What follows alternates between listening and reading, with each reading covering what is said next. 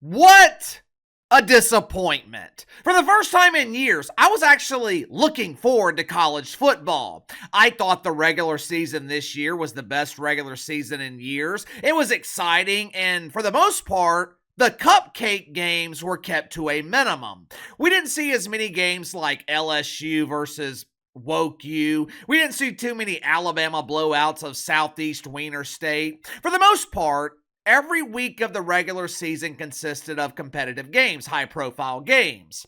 I thought the regular season was great until we got to the playoffs. What the hell was that? Let me ask you something. How long are we going to have to deal with the same problems in college football? It feels like we have been dealing with these same problems since I was a child. First, we had some doofus committee ranking teams with the top two teams competing for the national title. Then they came up with the BCS system. Once again, we had some doofus committee selecting the teams that competed for the national title.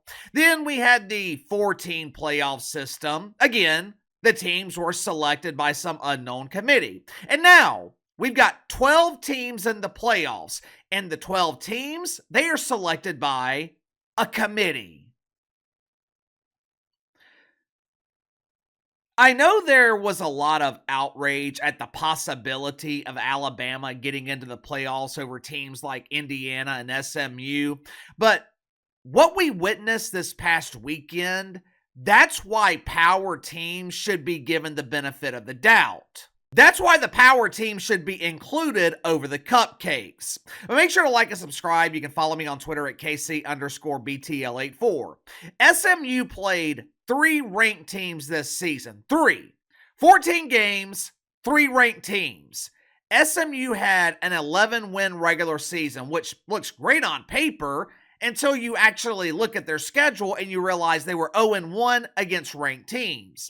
They ended the season 0-3 against teams that actually had the ability to compete. Same thing with Indiana. Indiana played 1 ranked team during the regular season, got their ass kicked, lost by 23 points. But Casey, what about Tennessee? They played a decent schedule and they still got their ass kicked. Yeah, but that's what Tennessee does. They show up to big games in frigid weather. They act like pretend tough guys doing pregame warm-ups with their shirts off. We'll show them we're not intimidated. We will warm up with our shirts off.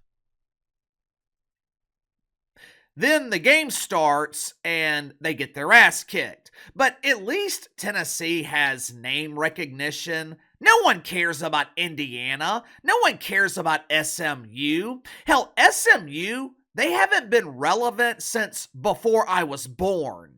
To make matters worse, we could be bitching about the same exact thing next week. Second round, Penn State is matched up against Boise State. Texas against Arizona State. I just don't understand why this can't be decided on the field. I know there would have been a lot of backlash if a 3-loss Alabama team was selected over Indiana or SMU, but you know how long that backlash would have lasted?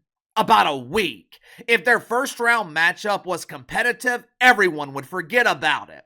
Now, of course, if Alabama got their ass kicked, you're dealing with the same complaints, but you're dealing with the same complaints anyway.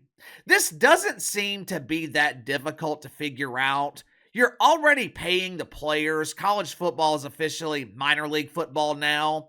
Put the top 50 teams in the Power 5 conferences, separate them into divisions, format your playoffs like they do in the NFL or like they do in Division II of college football. While you're at it, get rid of these doofus bowl games.